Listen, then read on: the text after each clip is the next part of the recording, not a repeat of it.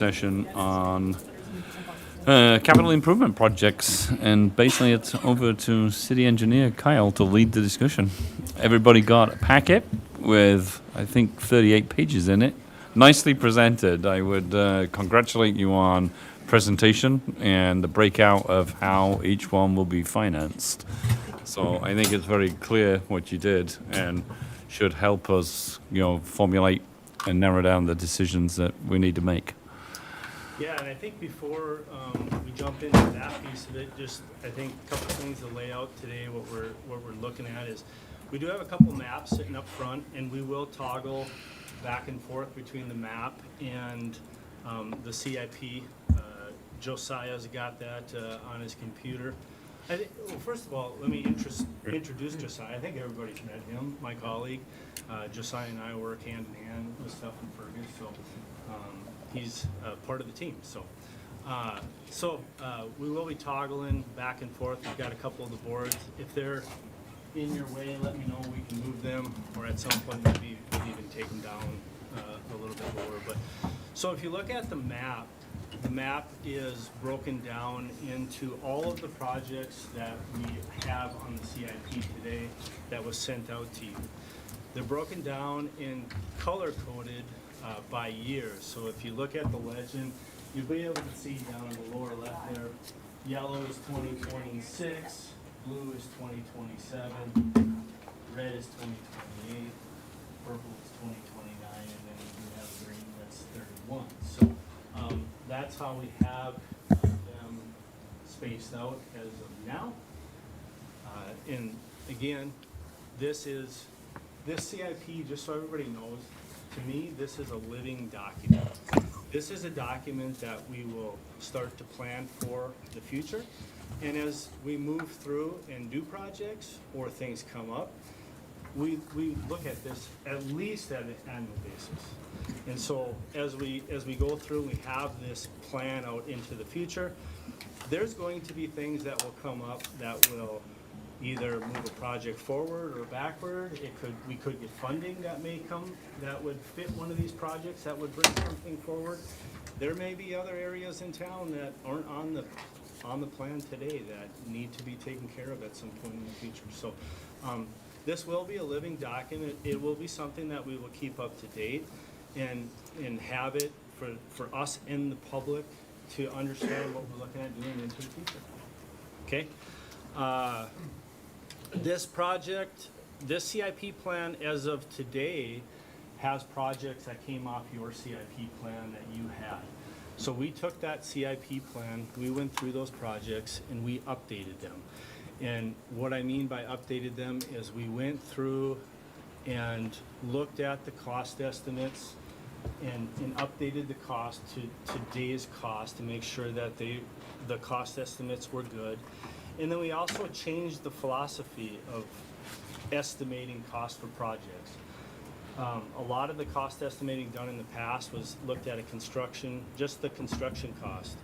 And then those numbers were relayed to you, and then we added in additional what I call soft costs, which would be engineering, legal and bond counsel, appraisals, things of that nature. So we looked at each specific project and looked at what those soft costs would be, and those are what are built into the cost estimates today. So when we look at the costs of these projects, that's total project cost. Can you speak into a microphone? Would this one work? I'm not sure. She's going to give you. Okay. So those project costs now are total project costs to do the project from start to finish. So now we're looking at exactly what is it costing us as a city to do those projects, okay? And we see that up front. So those are how we've updated these. And then we looked at when we plan them from importance of, earlier to later. We'll go through that in a minute, but and that's where prioritizing these, we really honed in on next year in 2027. We spent a lot of time on those and which are some of the main important ones. And really 2026 is very important because we are getting to a point where we need to start making a decision what we're going to do next year to make sure that we can get the project going, getting designed and get it bid early this winter so that we're getting favorable bids if we're going to do something next year. Okay? So we'll jump into the actual CIP, and that's the packet that you have. So if you look at One side note, we're focusing on streets and related infrastructure mostly here, right? Because there's other things like water tower rehabs that are out on the CIP that we will get to later, right? Yes, there's other maintenance projects that we'll do as a city as we move forward. This one, yeah, this really pertains to city infrastructure, water, sewer, streets. Yep. Okay. All right. So this is just the tool that we used and the tool that that you got the packet from. There's, I believe, 18, 19 projects on the CIP plan. This is the first page on the tool. And then as we go into each one of those, that's where we can dive into and look at what we're doing. So the first project on the list and the highest scoring project was Cavour Avenue from Cascade down to Court and doing Court and Mill Street. So there's the map showing the project area for this improvement. One of the reasons we looked at this as being one of the highest is, number one, the condition of the street and the utilities. The streets are in very poor condition down there, and this is an area that's used by everybody in the community. And when you look at our downtown area, we've done a lot of improvements down there, and with some of the improvements we're doing yet this fall with the railroad crossings. And if we were to do this would really button up that core downtown area downtown. So that's why we have that one as the highest. And then if we move over to the next highest on the list, the second for 2026 would be the project on Cleveland Avenue. So again, this is another thoroughfare in the community, goes by the school. People are, a lot of people are coming through, driving on that street. And so again, very important area to do. And just to mention, those two projects are on our state aid system. So we can use state aid funds for those projects. And then the third one for 2026 is on Douglas Avenue. And again, this is one where it's in a residential community.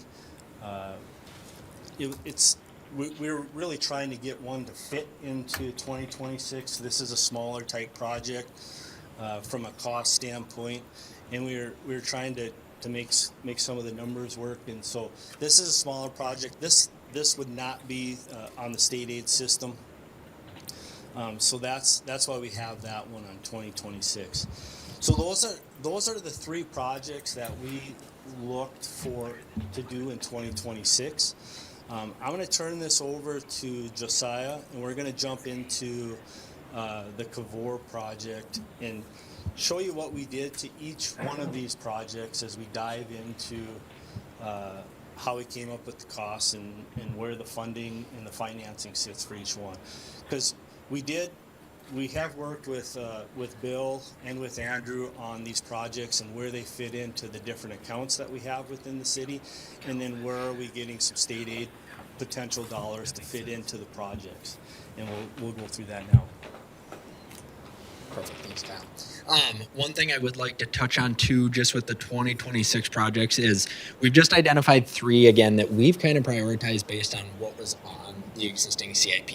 I just want to point out that there are 4 other projects that are happening in 2026 based on some funding sources. So I'll just go through those very quickly. As you have the alley project that bids out, I believe, tomorrow.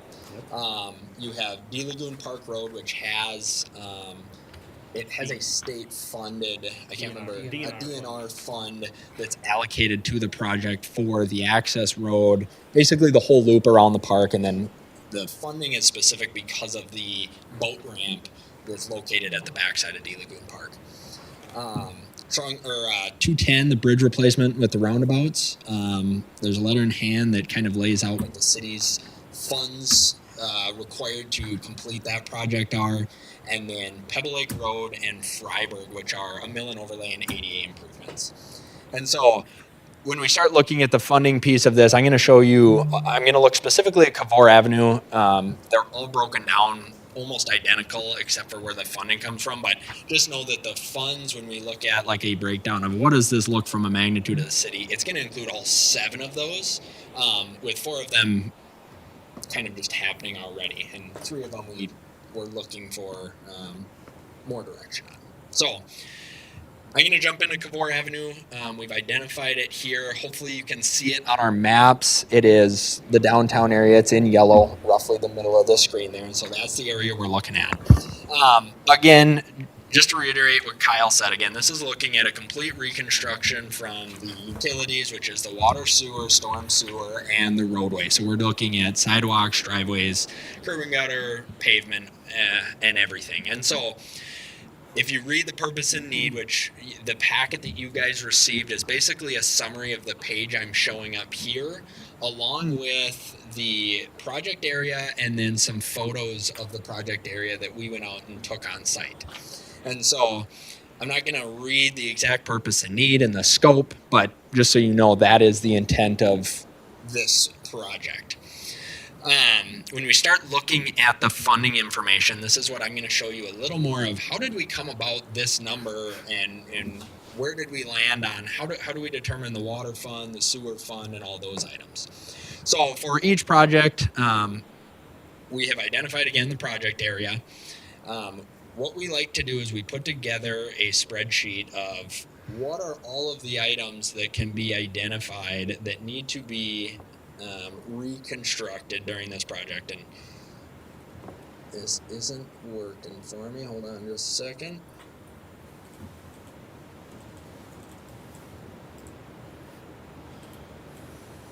I might not be able to show you. It probably doesn't matter. Yeah. I'll walk through this page here. For some reason it's froze up. But essentially what we've done is we've gone and we've looked through the project area. We've identified what is existing, because obviously that's important. And then what do you need to do to improve the project area? So when you go through, is there anything that needs to be upsized when we're looking at like a storm sewer standpoint? How's the water, the sewer, different areas like that? And we've basically identified here's what's needed. And the important part with the CIP is not to get your numbers perfect, right? Where at this point, we don't know everything within this project area. But what is important is finding out where do these funds land. And so just so you're all aware, when we start looking at the true splits of the funds, we're looking at what is a water cost? So that is anything related to the construction of water. So it'd be your water mains, it would be your services, your curb stops, connecting to all of that. Your sewer funds are only the sewer items. So you're looking at your manholes, your services, your mains. And of course, the streets is typically the big one because that's where your expense fighting comes in. It's your curb and gutter, your sidewalks, your driveways, your pavements. And so when we start looking at the splits within the CIP tool, that's how those numbers come about, is these are the funds and the splits that we've gone through. Now, when we look at certain streets, Cavour, Cleveland are really good examples. They are on MnDOT's state aid route. And so what you can do with those is you can use state aid funding, which the city gets an allocation every year, to apply towards the street improvements on a project. You cannot use those for water, sewer, different things like that. You can use it for a proportionate amount of the storm sewer. So what they do there is they look at what is the contributing area within the right-of-way of that roadway, and how much stormwater does that attribute to this drainage area, and you can take that percentage of the area to determine how many dollars or what percentage of the funds can you utilize to fund storm sewer. And so what you can see here is we have a state aid storm sewer, state aid street. Those lumped together to give us here's how much funding you can use from a state aid perspective. And then the breakdowns of your water, sewer, storm, roadway. And what you can't see just off the screen here is a special assessment dollar. So that number is determined based upon the city's policy, which it's a little difficult to explain, but They break it out by commercial and residential. Commercial is hit with a little higher assessment based upon, everything is based upon the traffic volume of the roadway, the size of the street, and then the design of the street. So if you're talking a 9-ton street versus a 5-ton street, residents only get hit for a 5-ton, basically attributing amount. So their assessment value drops, which rightfully so. They're not using a road for a 9-ton value. They're using it for a 5-ton. And then based upon the overall traffic counts of that street, as the traffic counts get higher, the assessments drop, basically because more people are using their street than just the users on the street. And so in your small residential areas, obviously the traffic counts are low. They're going to get hit higher with a higher assessment versus in like a commercial district like this where there's a lot of traffic going on Cavour. I say all that to say that we have taken a percentage of this cost estimate and a percentage of all of these to say, here is a proposed assessment value that we can estimate for a funding perspective, is what that comes down to. So with that being said, I'll go back. I'm sure you memorized all that. What Josiah did is he built a nice spreadsheet to calculate all that for each one of these projects. Yeah. And exactly. And we used, Devin and Troy were crucial in coming through and helping us start compiling these numbers. So it's not just Kyle and I up here. It's taking kind of the whole team to really go through and identify what needs to be done and what do we need to do to make sure that these are successful projects. So with that, again, we can look at, and you can look at your packet in terms of all of these projects of what is the water, storm sewer, bond, special, and sewer funds that are going to be required in the CIP, again, a concept level to construct these projects. And like Kyle said, this isn't just construction now. This is the full construction, inspection, engineering. It's hitting everything. And so these numbers should encapsulate, again, beginning to end of a project, and what does that take? So, yeah, with all of that said, I think what I'll do, unless we want to take a deep dive into any other projects, I would like to kind of walk into the reports piece, and I'll hand it back over to Kyle to kind of walk through what are we looking at with the 7 projects that we've identified for 26 and the potential projects for 27. What is the total value and where do these funds come from to start seeing the magnitude of how much work is out there? So. Okay, so when Josiah brings this up, and we might have to blow that up a little bit because some of our eyesight isn't quite as good.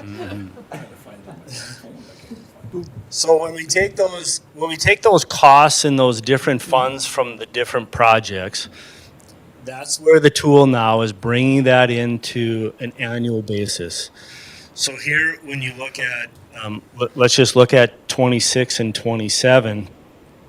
So for 26, the different accounts there, you see bridge, sanitary sewer, storm sewer, street, and water main.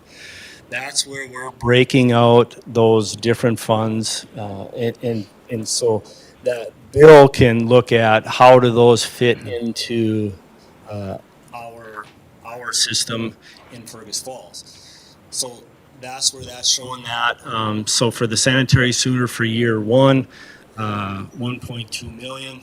Storm sewer just over $1 million. The streets are 6.9 million, and then water main 1.4 million. And so the total project annual cost that we're looking at for well, and then on the bottom the soft costs, those are broken down and need to go into that. So we can look at funding by source. There we go. So then when we break out that funding by source, okay, so bond issue, general fund, sewer fund, special assessments, storm sewer, and water main fund. So that's where we're breaking that down into the different funds. And then on the total there for 2026, we've got 12.2 million, of which down below we've got some grant funds built into that, 1.8 million from the federal STIP. That's coming on the Freiburg and Pebble Lake roads. And then the municipal state aid money, the 2.1 million, would be built into those projects that are within the state aid system. And then the state grant funds of $209,000, and that's that DNR funding for D Lagoon Park. So that's all grant money that would be built into the project. So the other funds then, as we go up to the top, would be working from the bottom up, the water fund, the storm sewer fund, special assessments, the sewer fund, and the general fund. And then the bond issue that we would be looking at for 2026 is 3.3 million. What was it in 2025? We only issued 760. It was really low. That's what I thought. Yeah, Okay. That's why we placed it Uh-huh. locally and didn't go. Yep. Okay. So on a side note with this, the special assessments, we will bond for that as well. That'll get rolled into the bond issue, but the assessments are the funding source, so they're separating out bond issues so we can drill into what are levy impacts. Correct. Yeah, because those special assessments will be paid over 15 years. That's why we structure a bond issue 15 years, so.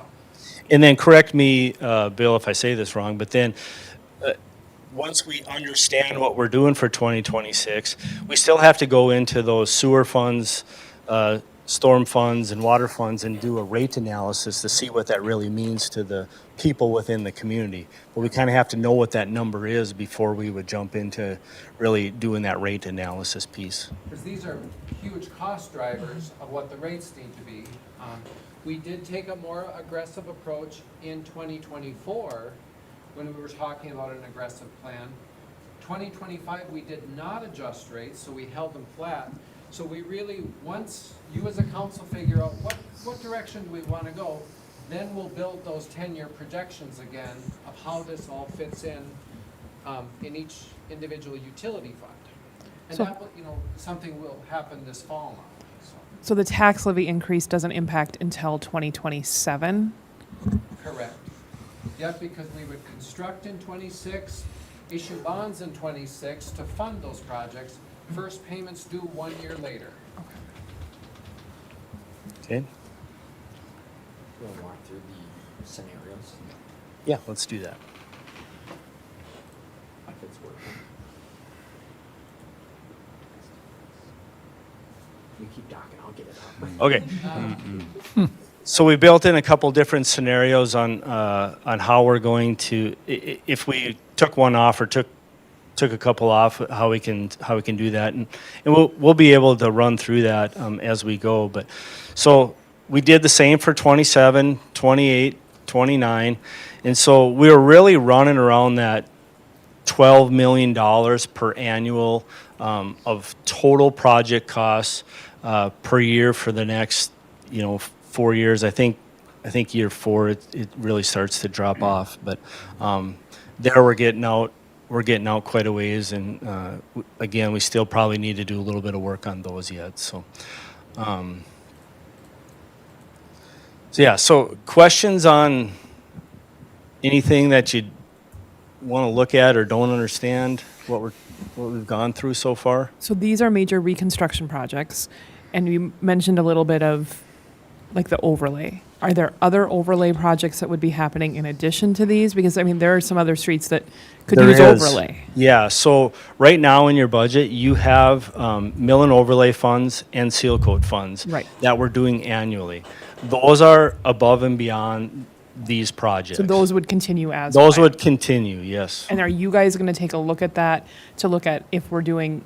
You'll come with a proposal on where the most need is and kind of retake a look at that. Yeah, so actually what we're planning is to do one of this same planning for the mill and overlay and seal coat projects. What we want to get to is have a 4 or 5 year plan of the mill and overlay projects that we're looking at doing, so that we can really start to plan and phase this out on where those funds are to make sure that we're really covering our streets that we should be. Again, the mill and overlay projects that you guys have been doing are very, very important projects to do, because if we let those mill and overlay areas get bad to the point where we have to totally reconstruct them, it costs 5 times more to do a total reconstruct than a mill and overlay. So we want to make sure that we're saving those streets and planning properly to do that. So that is still in the budget. All right, he's up and running. So here we've got some different alternates, and again, you might have to blow those numbers up so that we can see them. So the projects that we went through for 2026, the Cleveland, Douglas, the alleyways, parking lots, Freiburg, Pebble Lake Road, and D Lagoon Park. Those projects, if we did all of them, now this is looking at a bonding scenario.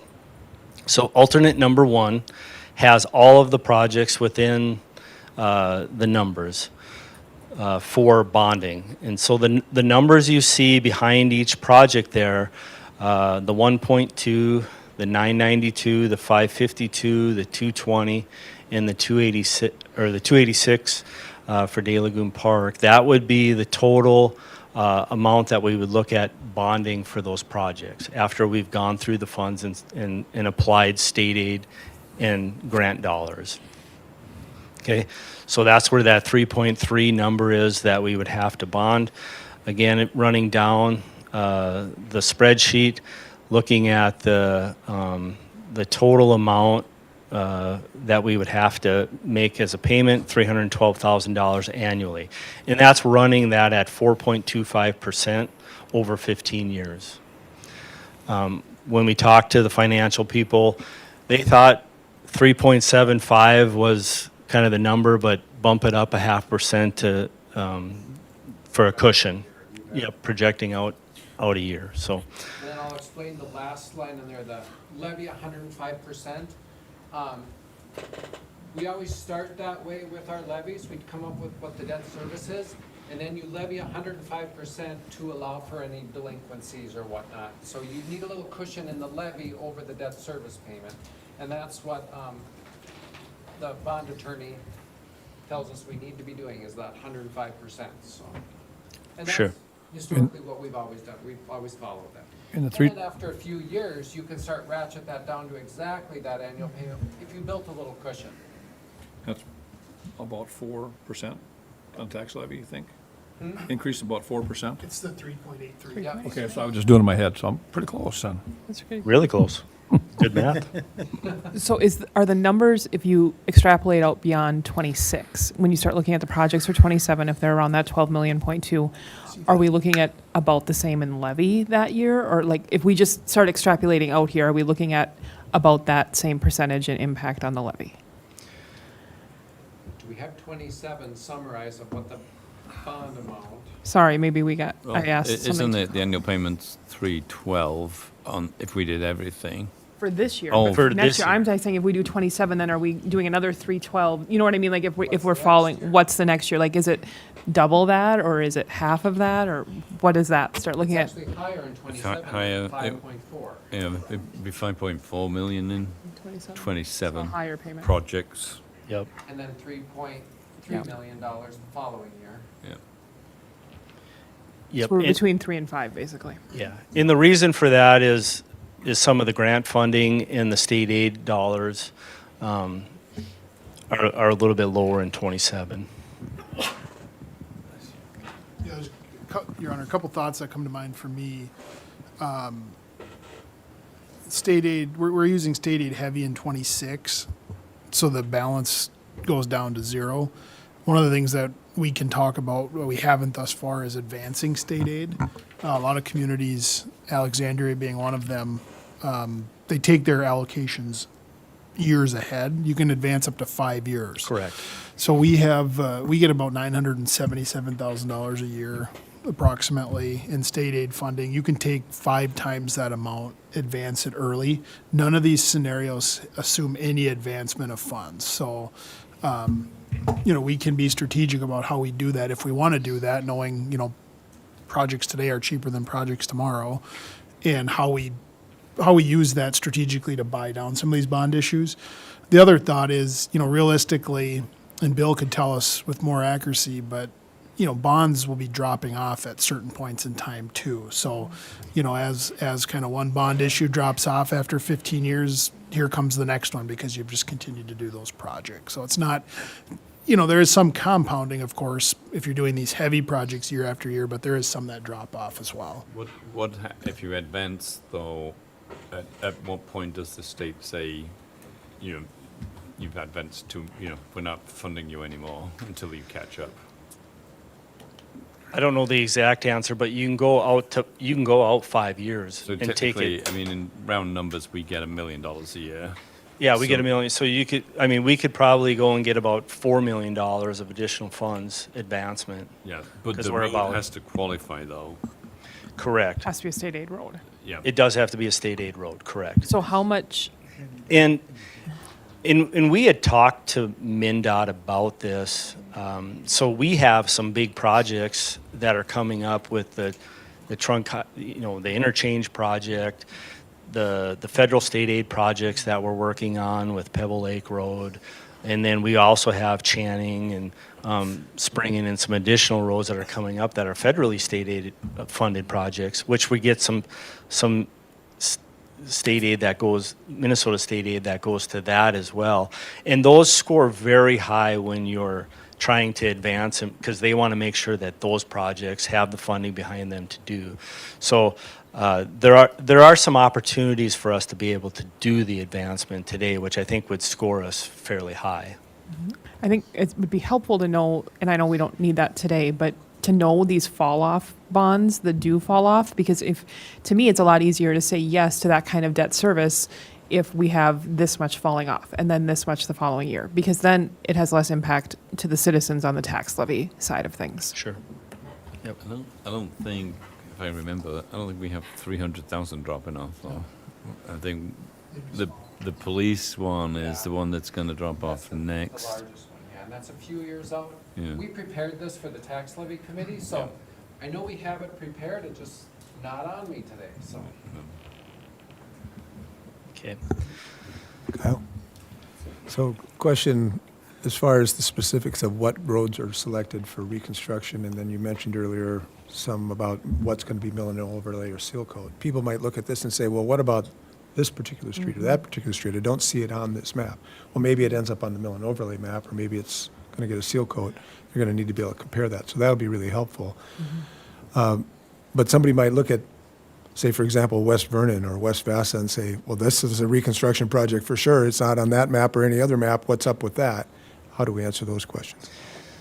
Again, that's where we have not had a chance to really go around the community and add projects to this list. This is right off of the existing CIP plan that we had, that the city had put together in the past. We still need to do that over the next period of time. We just haven't had time to do that. So again, this document and this plan needs to continue to be updated and adjusted. So those are things where over the next number of months, we will be going through and adding some of those into future years. And so if there are at that point, those are things we want to hear from people. And there's probably going to be, I think a CIP plan, there should be some public comment. Once we get a chance to get out there and do that, maybe we hold some public meetings and have people come in and we sit down and just have a open session where people can talk about different things and, we can take a look at them then. And we can do that on an annual basis.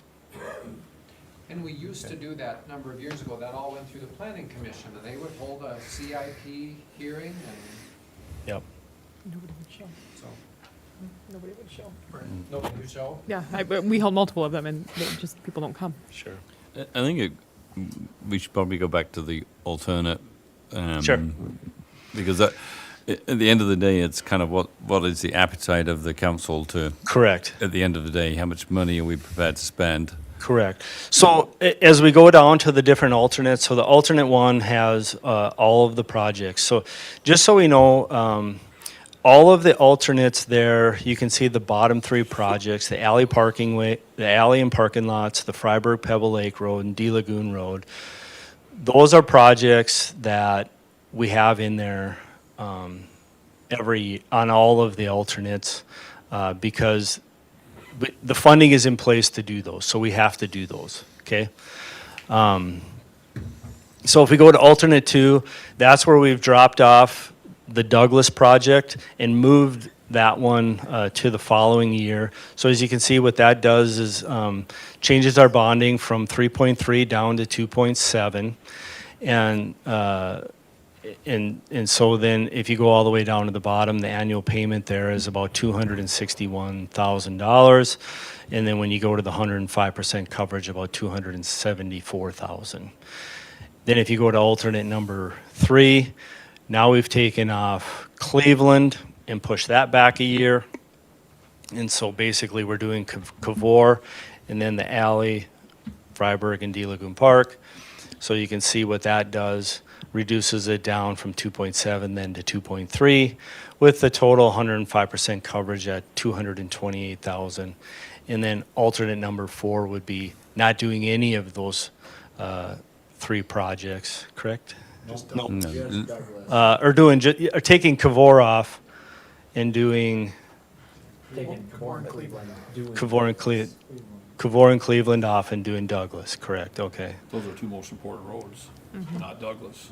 Sorry, that would be doing Yeah. Cleveland and Douglas. Cleveland and taking Cavor off and doing Cleveland and Douglas, But correct. Cavor is more important than Douglas, Correct.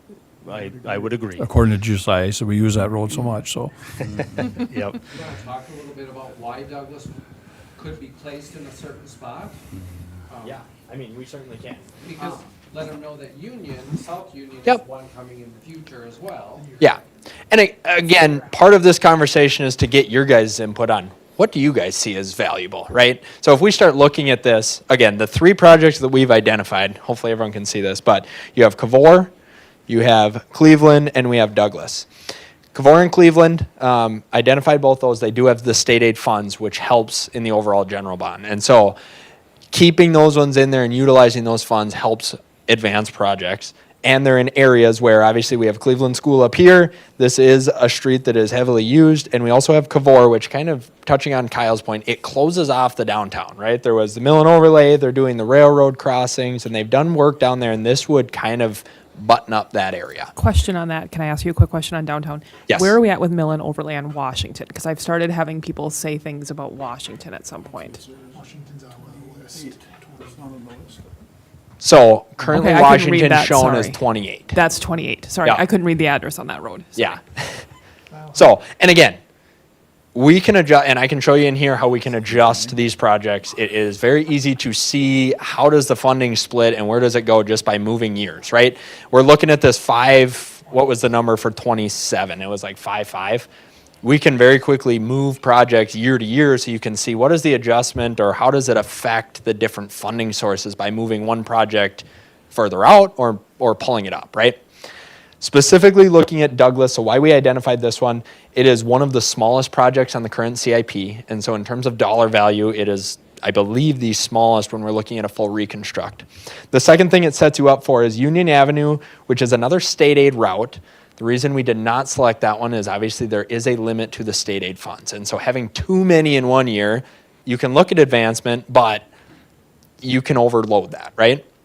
If we were to do Douglas before Union, whether that's this year or next year, you would be able to have this road complete prior to all of your construction traffic routing on a brand new Union, right? So I would just prioritize Douglas over Union for that reason. When they come in with trucks and everything, they're going to be hauling down Union and then coming down Alcott and out to 94, wherever they're going. And so that's why Douglas has been identified. Again, cost, trying to keep that in mind, but also when you look at overall constructability of, we don't want to drive a whole bunch of construction traffic over a brand new road. So that's why Douglas was another selection for 26.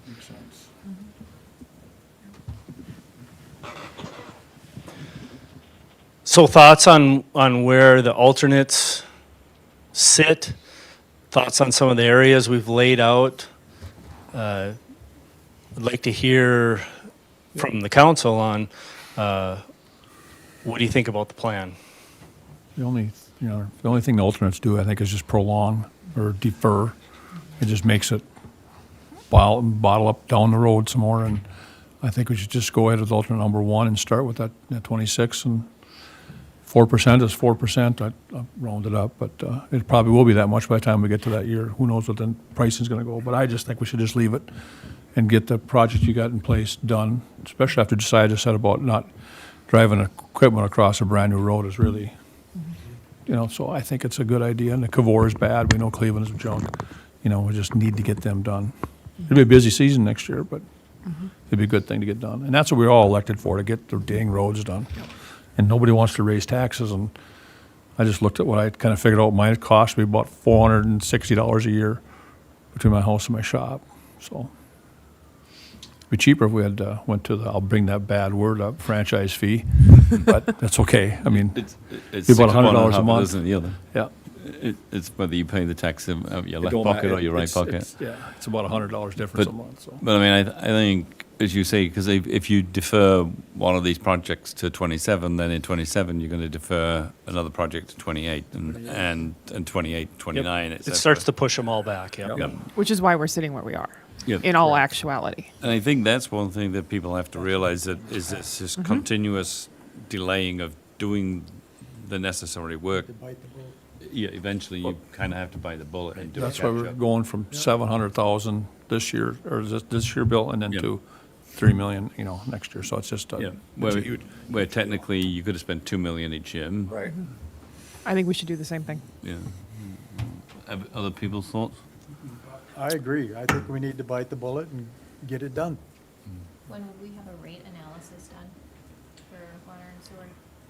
We'll be presenting the preliminary budget on the 10th, that morning. So after we get that, we're gonna regroup and be looking at rate analysis then the rest of September and into October.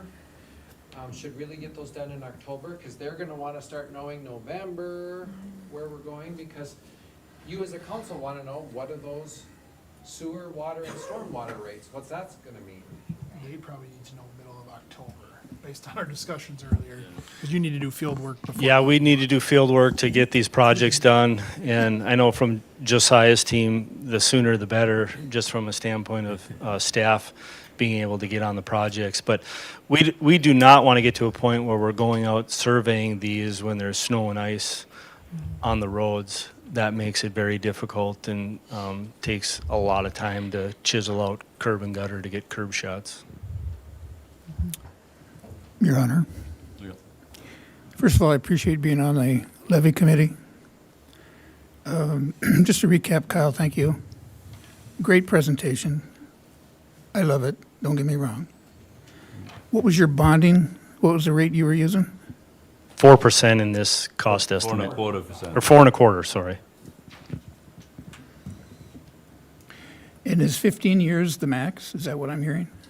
No, it's not the max. That's what, we use 15 years because that's what we collect the assessments over. And also, you get to 15 years and you're looking at time, and correct me engineers if I'm wrong, to do, a mill and overlay. So you want to pay for what you did first before you have to start doing some major maintenance on it? Is that a? Correct. Typically, asphalt streets, last about 15-year design life before you start doing some maintenance on them. So you're correct. It's very nice to have those paid for before you have to start paying for them again. Thank you. I understand that.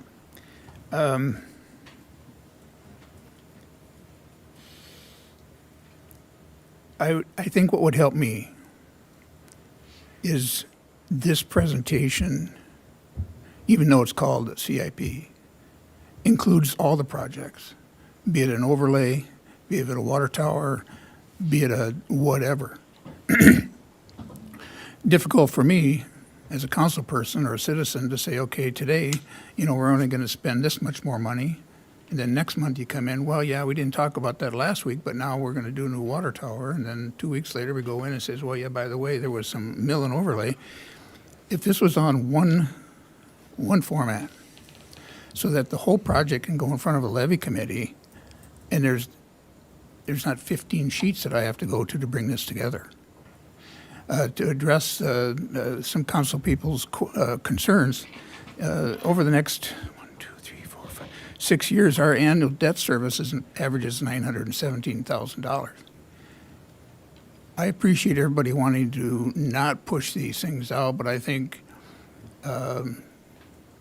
prudence comes into play financially. If I just put a $40,000 roof on my house, I don't know if I can afford to put a $40,000 addition on it. I disagree too also that interest rates will go down, and I do believe that in 27, 28, rates and costs will go down. I've heard it many times, you know, if we fall behind now, we'll be that far further behind next year. No disrespect, Fergus is behind. I mean, let's be realistic. So does it really matter if it's 26 or 27 or 28? As we step into these things that are, you know, if you will, the layout here is ideal. I can capture all the information. I can present it not in addition, not just on the capital improvements and the bonding requirements. We also look at our funding, our fund balances in sewer, water, and storm. Those things should be put in there. I mean, there's a lot to balance, and I've spoke to a lot of people on not only the city budget but a regular business budget. You know, there's a lot of consideration to make, and then plus, let's not forget, you know, the hiccups that come up automatically. So again, this is the best program. I recommend that, you know, we include everything, because it's just a general thing, and then monitor the fund balances so we don't have to not only increase these. Let's say we blow this thing up and go all 4 or 5 units, and then all of a sudden Bill comes back and says, well, you know, we got to raise water fees, we got to water. I don't want to surprise anybody. I want to look at the whole picture and present it to the public. Again, best layout I've ever seen. Thank you very much. Any other comments? A couple of things. If we do the bonding for part of the fire truck, when do we start paying for that? Because that's going to be a significant number as well. Yeah, I think, was that 29, 30? It's a 3-year build, right? Huh? So it's a 3-year build? Yeah, it's actually a 4-year. 4-year build, okay. No, 6, 7, 8, 9. I think the first levy would be in 2030 on that, but, Okay. and that, you know, like Kyle said, all these other projects, as they can get to it, are gonna get added into this. Right. Because this will be our CIP, where that fire truck will be in here, but, I mean, you're starting with the 2026 projects for obvious reasons, but, Right. yep. So we're years out on that. And when we do our utility rate analysis, we do build in those water tower rehabs, other things at the plants, whatnot, because we are exactly looking at those fund balances to make sure, how is our cash balance gonna run for the next 10 years? We can't, you know, we need to know what it's gonna be 10 years from now so that we're managing it over time and not, I don't wanna have an oops. And so Go ahead. that's the next step. Once we kind of get some direction of what you as a council would like to see, again, really in October, getting those utility analysis dialed in, so we can show you. And if you'll recall from past years, we show, here's our cash balance going out. And if we don't adjust rates, but we do all these projects, here's where cash will go. Okay, if we adjust rates here, then here's where the cash balance goes. So. Right. I guess one thing, like when you say it's 5 times more expensive to do a reconstruct on a road, I think that continuing the mill and overlay as planned and budgeted is important. But I also think we need from you gentlemen and your coworkers a recommendation of, if we upped that mill and overlay 20%, 15%, 30%, how much does that save us if we look at doing more in the long run with reconstruction? And so, like, as we're looking at that, personally, I would like to see if there's a recommendation to take a different approach that maybe is more aggressive on mill and overlay to reduce how many reconstructions we have as we go out 3, 4, 5, 6, 10 years. Yeah, and once we get into that, we'll have that. Yep. I mean, there is a reality that, like, Cavor is shut. So Right. Oh, yeah. another Yeah. year on Cavor, it's not. It's going to have a few more potholes, but it's shot as shot. Versus, as you say, if there's 2 streets that would benefit from mill and overlay or seal coating, then that's obviously, you know, preventative maintenance for future.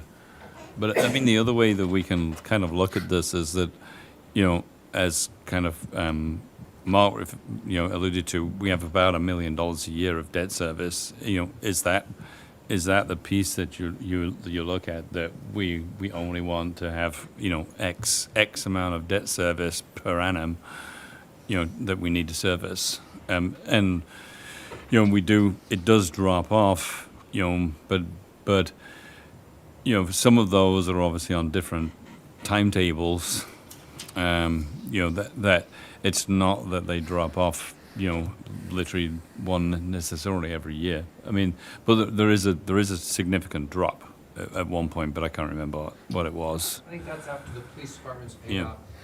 In general, our street projects, and I know we saw this when we did that franchise fee analysis, that over time, our street levies have gone down from the PIR bonds. So, remember Tyson presenting that before. Had we kept on that trajectory, we would have been up. Jim? As we're doing these street projects, are we looking at the lead we have in the Yes. ground? Yep. We've correlated the lead map with the different projects. When you look at the lead service lines in town, and Josiah will pull the map up. So there's a couple of different what we call hotspots within the community. And then there's really just a smattering of, onesies and twosies all over the community, which, What's we the just have to. interpretation Lead of is red red. and blue? Lead is red. Blue is non-lead, so it could be anything poly, copper, And is there a year we have to have the lead out by? that I don't know. I thought at some point there was talk of that It's like 10 years. from now. Yes. Okay. 10 years from next April. From next April. And Okay. we haven't heard any more on state funding for that.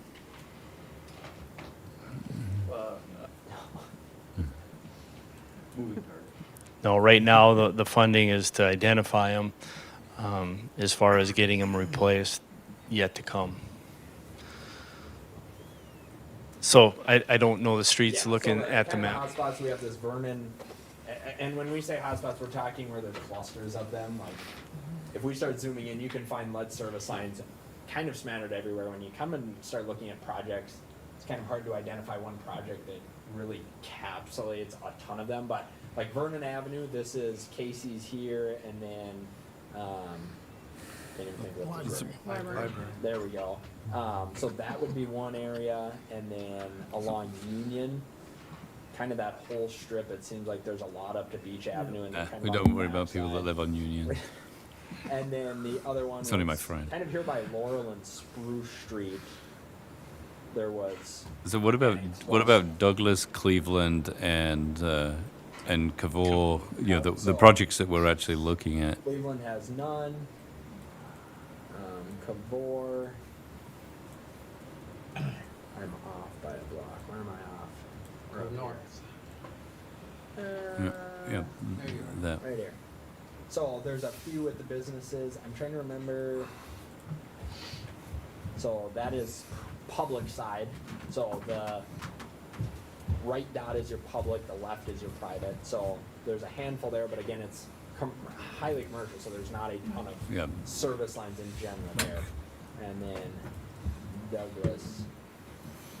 There's one that'll actually get addressed with Union, but looks like there's a handful, quite a few handfuls that aren't even shown, so we don't know at this point. Yeah. But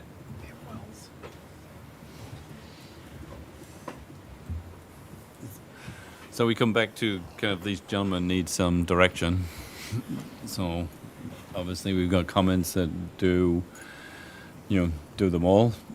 So Could you put it obviously, back to that page where the money, Mike just showed up so you can see how much Yeah. we were spending? you're talking the report. The one with, The alternates. The alternates on it, that would be the best. There you go. and then is it possible to get this kind of one circulated? Mike, if you look at these different alternates and what we've been talking about, in some of the projects we've already discussed, the D Lagoon Park project, that's out at the park doing the road out there. And I'm working from the bottom up on the spreadsheet of the projects there because those are the ones we have in here that we have funding for and are going to be done already. So Freiburg, Pebble Lakes got funding in the alleys and parking ways. That one, we're bidding that here tomorrow. So those we have built into what we would need for bonding. And then the projects we talked about doing for 2026 was Cavor, Cleveland, and Douglas, the top 3 projects. And so as we went into those and looked at the different financing, what pieces would we pull out of the financing that we would have to bond for? So each one of those options there shows in any year what the bonding would be. So alternate 1 includes doing all those projects in 2026, which means we would have to bond about 3.3 million. And if you go all the way down to the bottom, our 105 coverage, we cover 5% extra over the bond at 4.25% for 15 years would be about 327,000. If we go to taking Douglas off the project, which would be alternate number 2, our total bonding would be about 2.7 with a $274,000 annual payment. Alternate number 3 takes Douglas off, so just doing Cavor plus, or takes Cleveland off, sorry, and then doing those other 3 projects reduces it down to 2.3 million with a $228,000, and then alternate 4 is taking Cavor off and doing Cleveland and Douglas and those other projects. Some Alt 4 is Just Douglas. So from a summary point of view, in reality, I think it's tough to probably make an absolute decision until we get some follow up on the rate analysis to the funds, as well as what bonding payments drop off. But you'd like to know what concept do you like, so we know what ballpark to work in. Is that Yep. Yeah, to do the rate analysis, we probably should have an idea of, what concept do you like, so we can run those numbers for the rate analysis. Correct? Yes. Yep. Your Honor, Kyle, could you send me this presentation? Because it was not included in the CIP plan, correct? I'll be the first to admit that I can't keep track if you're keeping every other one, every third one, or every fifth one in these options, so it'd be helpful. Yep, we can get that to you. I think, too, if you're looking for, support for this, support for that, as we've heard from at least 3 others here, I would support alternate 1 to go for it, and then we're just going to have to figure out how to pay for it.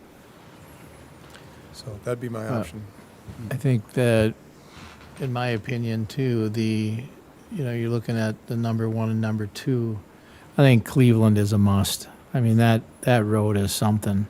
But then you look at, how Douglas fits in with the next plan, it kind of makes sense. And not to, keep those roads good. How that works out, I think you've planned it out very well. I think we just maybe need to just look at it a little bit. But I like, 1 and 2. Just because it seems well thought out. But Cleveland is a wreck, and that's just embarrassing to drive down there. The other scenario is we spend the money in 26 and then bond for it in 27. So the 27 budget we go towards, not this project. Right. Yeah. Right, so what we kind of land on here is also what I'll put in the 26 budget for the capital improvement fund, that's saying, here's how much we'll do in streets, and, projects.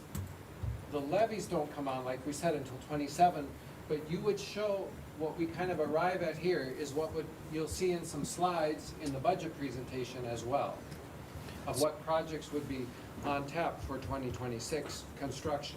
So for 27's construction, when it jumps up kind of significantly here, to closer to that 5 number, is that a year where it makes sense to look at some scenarios of borrowing that state aid forward or advancing that state aid? For sure. Yes, we can definitely look at that. And see how that fits How that would into- impact How that impacts it, Right. yep. And to me, that would make sense because you kind of go from the 3 to the 5 back down to the 3 range. So it would make sense to look at that 5-year at where we maybe do the advancing that Andrew talked about. Correct. That makes sense. And we've heard this before too, everyone, is that when we were all running That's all we heard about was roads. You know, it was roads, roads, roads. I think people realize they're gonna have to, you know, things are gonna have to change a little bit too, because we gotta fix the roads. And, you know, believe me, I don't wanna spend any money, any taxpayer money, but, that was a huge, huge thing in a campaign was the roads. And I think it would be fair to say that I think people have a better understanding if the tax that they're paying is spent in their community as opposed to kind of like the check that goes to kind of St. Paul, you know. Well, I would think so. Hope so. Yeah, I would think they could realize that. Yeah. That's all. So do you need, we can't I do mean, really this- anything here. It doesn't need any motion or anything. It's just a kind of like they just need direction. Yeah, I think now kind of understanding a little bit where the council wants to go, now we can hone in on that and get you some better numbers of what that really means. So is the best time to go out for bids, out in January, or like what's the ideal time to be bidding to get favorable prices? That January, February timeframe. But there's engineering work that needs Oh, yeah. to be done prior to that. Yep. And there's also approval time too. You know, these state aid projects, they have to be sent in and gone over by their engineers as well, and that takes what, a month? Yeah. Let's talk a little bit about street reconstruction bonding too, because historically, we've done a lot of bonding through the Minnesota statute 429. We'll have to determine, will the assessments meet the requirements in, as far as the percentage to use 429? If not, then we need to use street reconstruction bond statute, which means we would have to have a separate hearing on a 5-year street improvement plan to give us the authority for bonding. So we would incorporate that this fall as well too, to lay that out, just so that we're geared up and ready to get it all done. And, you know, no disrespect, Mark, I think, you know, you're always hit the nail on the head with the money part. I really appreciate that. And, but it's coming down to these roads. And that's what I think we got to try to fix. But, you know, if you can wiggle some money someplace, whatever you can do with your finessing, that's great, or whatever ideas you may have. I totally look to you for that. And I think everyone else would too. But, you know, I think we got to get our roads fixed.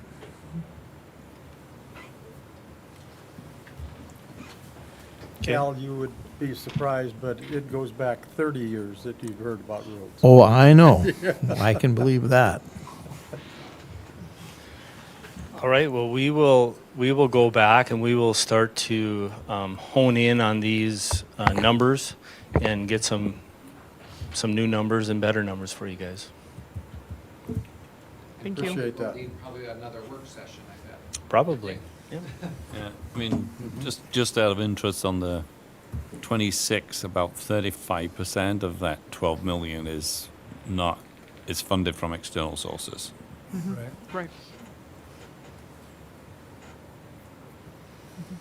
So it's And we will continue to look for additional funding to throw Yeah. into this as we move forward. And can we start looking at the 27 projects for that funding too at this point? Yep. I think we need to get 26 done. I get that, but I mean, if there's stuff out there that's further out. I think, but I think once they have understanding of where we want to go, then I think, as you say, we can. Yeah. But we can start work on 27 ones in January, type of thing. Correct. So, with that, we are done. Thank you.